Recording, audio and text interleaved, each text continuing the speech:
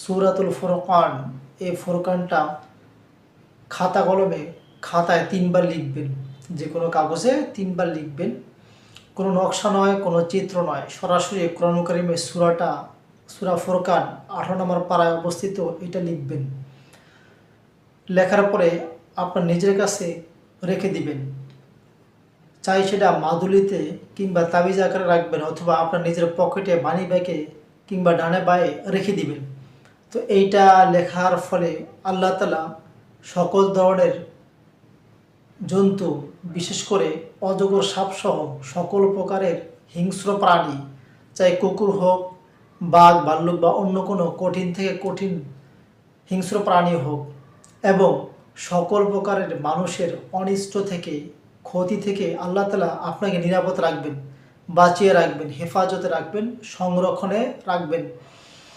প্রিয় ভাই, এটা ছাড়াও কোনো অসৎ ব্যক্তি বা দুষ্কৃতী ব্যক্তির নিকটে যদি আপনি যান, অথবা তারা যদি আপনার কাছে আসে, কিংবা অত্যাচারী অথবা জালিম বাদশার কাছে যান, বা যে কোনো ধরনের কোনো দুষ্কৃতী খারাপ লোক যদি আপনার কাছে আসে, অথবা আপনি তাদের কাছে গিয়ে উপস্থিত হলেন, তারা সকল প্রকারের ষড়যন্ত্র করবে, কলাকৌশল করবে, তারা গবেষণা করবে, কিংবা তারা পরামর্শ করবে আপনাকে ঠকানোর জন্য, অথবা আপনার বিরুদ্ধে জয়লাভ করার জন্য তারা ষড়যন্ত্র করবে। তাদের ষড়যন্ত্র, কলাকৌশল, সব কলাকৌশল ব্যর্থ হবে শুধুমাত্র এই সূরা ফুরকান ৩ বার লিখে সাথে রাখার কারণে।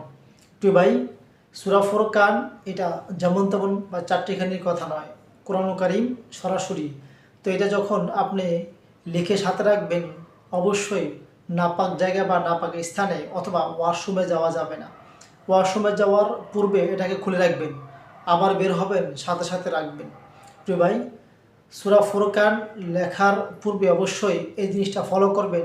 যেহেতু কোরআন কারীমের একটি সূরা লিখবেন, অজু ইস্তেনজা মানে অজু করে পাক পবিত্র হয়ে ক্যাবলামুখী, মানে ক্যাবলার দিকে মুখ করে জাফরান কালি দিয়ে লিখবেন।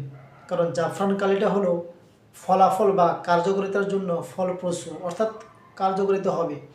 আপনি লিখতে না জানেন, যারা লিখতে জানে তাদেরকে দিয়ে লিখাবেন।